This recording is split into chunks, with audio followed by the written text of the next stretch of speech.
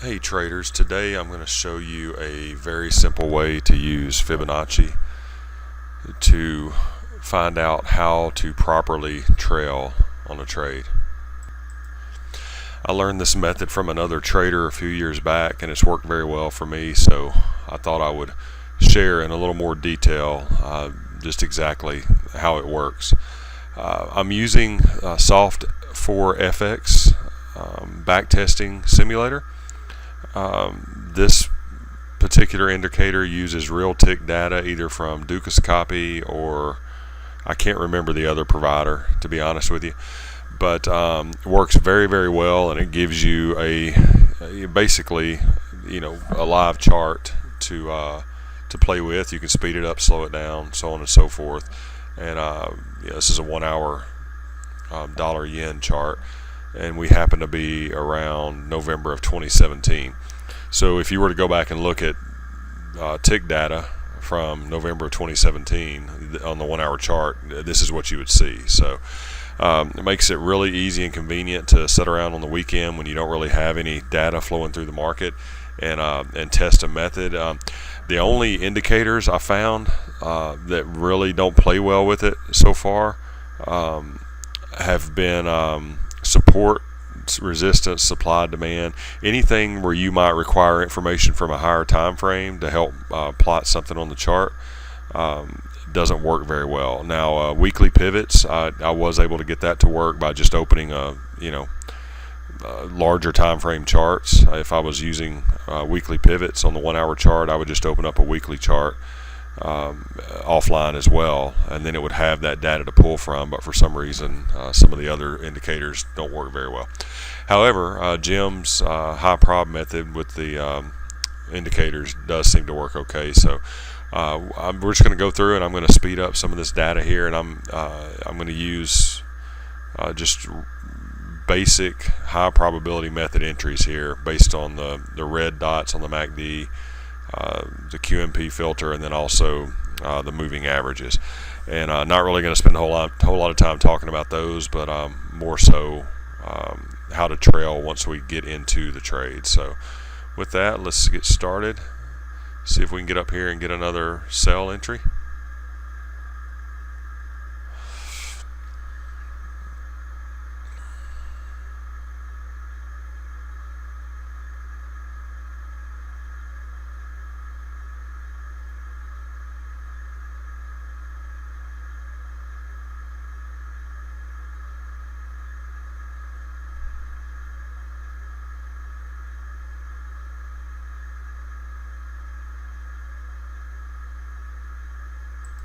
Okay, I'm not really worried about getting the exact entry right. I mean, we have the criteria where price has been trading below the moving average.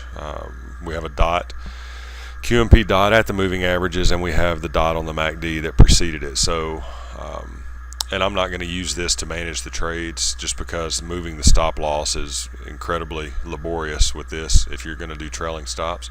So what we're going to do is just put a entry, I don't know, right here. We're going to say that this is our entry. I don't know, let's go with blue. And for me, and again, I'm not going to get into a whole lot of detail about this, but at minimum my stop would have to go here if I were entering this trade. So that's what I'm going to do with it. We're not really going to keep up with winners, losers, pips, and all that. Let's make this one red. Just showing you how I use fibs to trail on my trades once I get into profit. So that's our stop, and we don't really need a take profit target. Okay, so let's let this play out a little bit. So I'm not even considering really putting a fib on this chart for the purposes of my trailing stop until I start getting down to this structure area here. So let's let it roll out here a little bit and see what happens.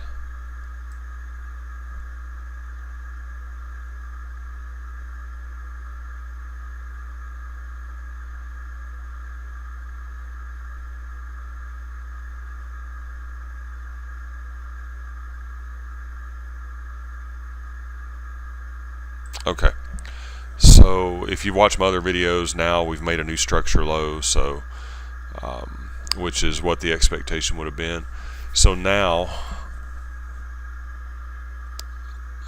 and I'm not actually going to use this leg here because we retraced and started a new leg, and so this is the one I'll use to measure my 38 retracement. Now there's nothing that says if you want to be more conservative, you could pop your fib from here to here and use that as a way to trail. But that's entirely up to you. And you can see over here, well, no, actually you can't. So not really sure how much profit we have going here, but okay, so entry was here, and now at this point I'm going to take my stop loss and move it just above the 38.2.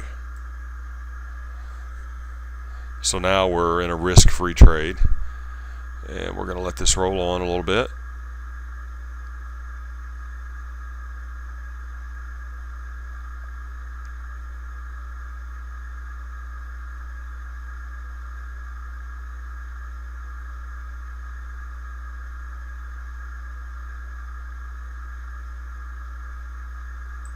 Okay, so now we've made a new low again, so what I would do is move this here.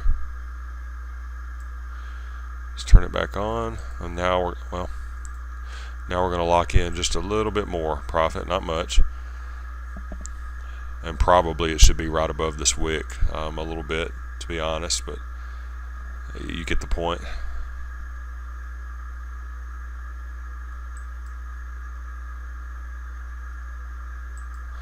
Okay, and again, as price moves and we have a new hourly bar, I'll move the fib with it. So now we're locking in a little bit more profit.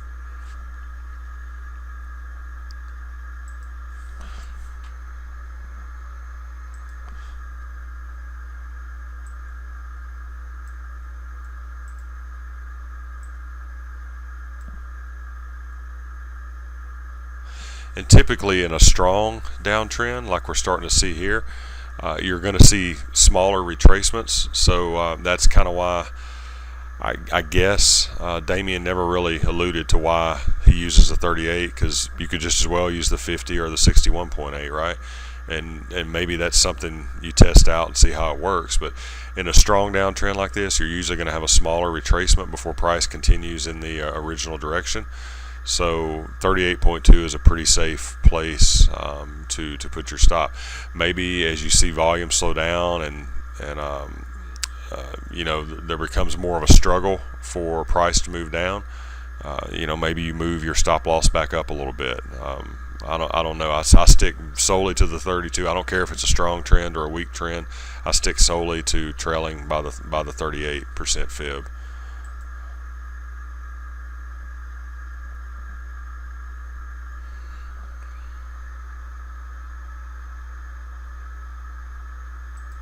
Okay, so let's move it again.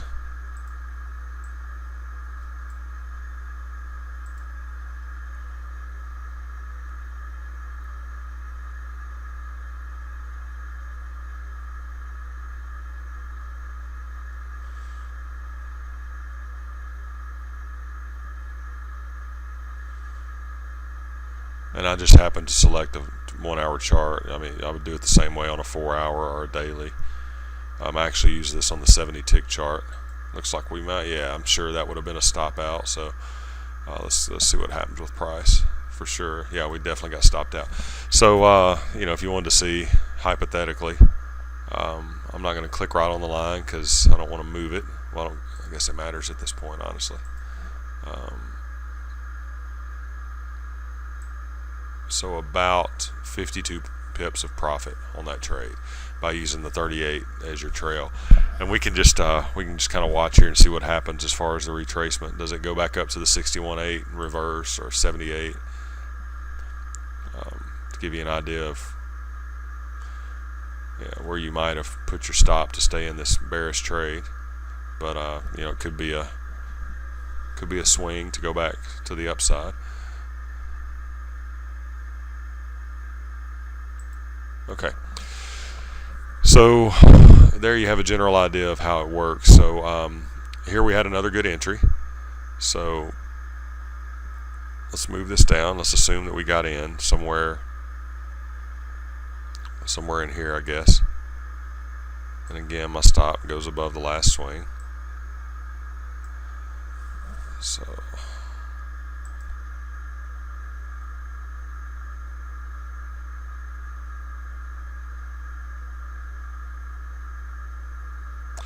and again, not the purpose of this video to really discuss this, but the expectation is, again, another new structure low.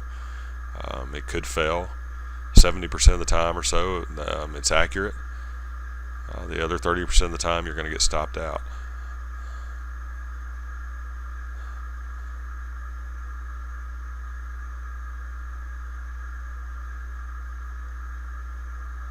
And we're meeting some good resistance at this, just like we did here with all these wicks.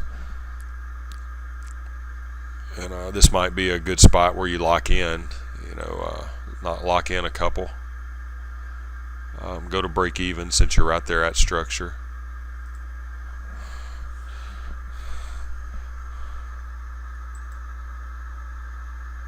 And there we have another new structure low. So now we take this fib, we just simply move it over. And again, I want to mention this because it's helped me a lot, and I'm trying to help others here who may be struggling. But not really the purpose of this video. But you'll find time and time again that these harmonic lengths of these legs, you can just move them over to the new structure area. Obviously, this is the same length as the last one we traded, and a lot of times what you'll see is that price will meet that length again of that harmonic leg. So 38.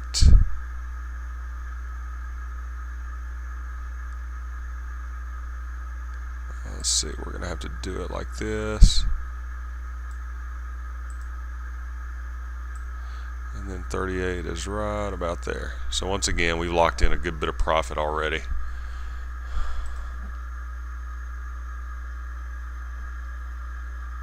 I'll wait for the retrace before I stop it and move the trailing stop.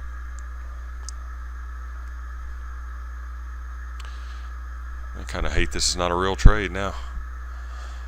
Let's see. Okay, so let's go ahead and catch up here. Pull this down to here.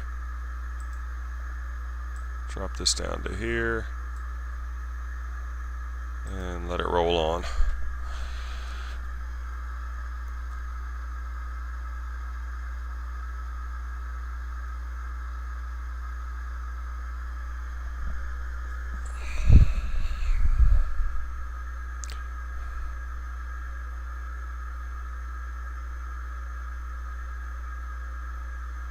And like I said earlier, this method works on every time frame.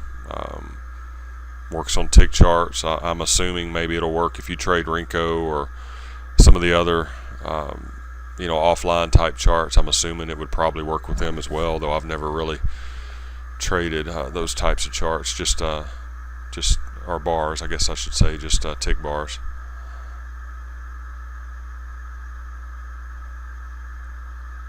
So a retrace, so there's a perfect example. Now, of course, it could retrace and come back up, but there's a perfect example of why we go above the 38, not the 23. Let's see if we can make another new structure low here. There it is. Man, what a killer trade.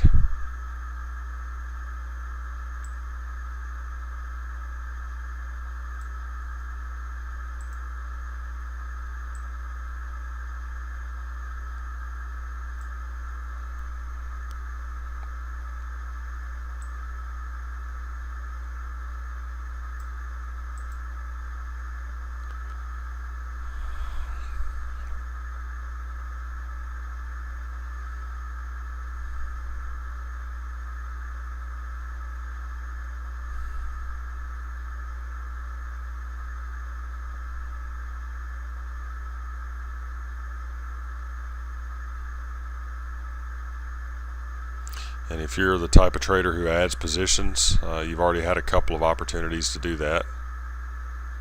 That might have stopped us out, but we'll wait for a clear break. We'll say that it didn't.